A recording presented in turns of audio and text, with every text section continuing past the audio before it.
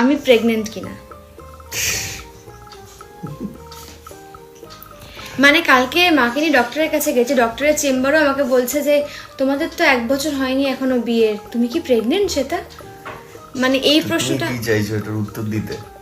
হ্যাঁ মানে ইভেন আমি তোমাকে বললাম না আগের দিন যে একজন চ্যানেলের একজন দিদি, সেও আমায় জিজ্ঞেস করলো যে এরকম কি কোনো সুখবর আছে। এটা রটেছে যেদিন ও টেলি একাডেমির অ্যাওয়ার্ড পেয়েছিল, সেখানে ও একটা কথা বলেছে যে যখন জিজ্ঞেস করা হয়েছিল যে এরকম কোনো প্ল্যানিং সুখবর আছে কিনা, তখন ও বলেছিল যে এখন সরস্বতী আছে মানে কাজ আছে, লক্ষ্মী আসছে মানে টেলি একাডেমি থেকে ও অ্যাওয়ার্ড পাওয়ার পর মানে সরস্বতী থাকলেই তো লক্ষ্মী আসে, টাকা পয়সা আসে, মানে কাজ থাকলেই টাকা পয়সা আসবে। আর কার্তিক আসার সময় হলে কার্তিক আসবে, সেটাই বলেছিলাম। হ্যাঁ সেটা বলেছিল এবং সেটা আমি এক্সপ্লেনও করেছিলাম মানে ওই ভিডিও ইন্টারভিউতে।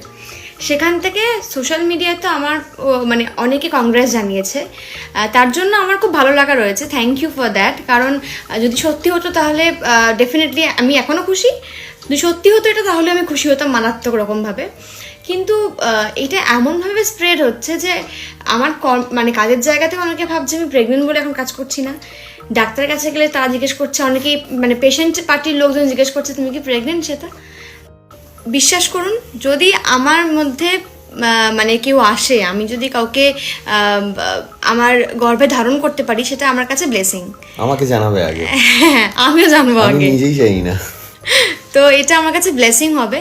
কিন্তু এই মুহূর্তে আমাদের সেরকম কোনো প্ল্যান নেই, এখন শুধুমাত্র দুজনেরই ফোকাস কাজের প্রতি। আমরা কাজ করছি মন দিয়ে। নিশ্চয়ই যখন বিয়ে করেছি তখন ফিউচার প্ল্যানিং তো আছেই, নিশ্চয়ই কিছু একটা ভাববো, সেটা সময়, এই মুহূর্তে নয়, তাই তো? হ্যাঁ, মোদ্দা কথা এটাই যে she is not expecting right now. ও প্রেগনেন্ট নয়, এটা ক্লিয়ার করো। হ্যাঁ আমি প্রেগনেন্ট নই, আর যদি হই কোনো সোশ্যাল মিডিয়া মারফত সেটা আগে আমি সবার জানাবো, আগে নিজের আপনাদের মুখে জানাবো।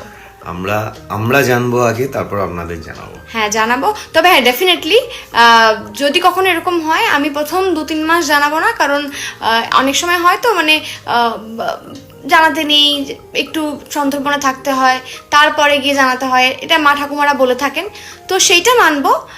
কিন্তু আমি জানাবো, ডেফিনেটলি জানাবো। প্লিজ আপনারা এইসব রুমার ছড়াবেন না এই মুহূর্তে, ওকে কাজ করতে হবে। এরকম যদি আপনারা ছড়াতে থাকেন তাহলে কোনো প্রোডাকশন হাউস ওকে কাজ দিতে চাইবে না। তো আপনারা তো চান, যারা ওর অভিনয় ভালোবাসেন, যারা চান যে ও কাজে ফিরুক, তো এই রুমার্স ছড়াবেনও না, আর এই রুমার্সে কানও দেবেন না। আমি জানি অনেকে আছেন যারা এটা আমাদের কথাটা বিশ্বাস করেন, আবার যারা রুমার্স ছড়াচ্ছেন তাদেরকে আমি দয়া করে বলছি যে এরকম কিচ্ছু না, এরকম রুমার্স ছড়াবেন না। Thank you. ওনারা রিউমার্স ছড়াচ্ছেন না, ছড়িয়েছে ওই ইন্টারভিউর পোর্টাল কিছু চ্যানেল থেকে এটা ছড়িয়েছে। হ্যাঁ, তো আমাকে অনেকে কংগ্রেস জানিয়েছে, ভর্তি কংগ্রাচুলেশন আমি পেয়েছি। থ্যাংক ইউ অ্যাডভান্স জানিয়েছে। একদমই, এমনকি আমার সাথে যে আমার কো অ্যাক্টর ছিলেন শুভঙ্কর, তুমি রবে নীরবেতে, জড়োয়ার ঝুমকোতে, তার ওয়াইফও আমাকে কংগ্রেস জানিয়েছে, ভেবেছে আমি কনসিভ করছি।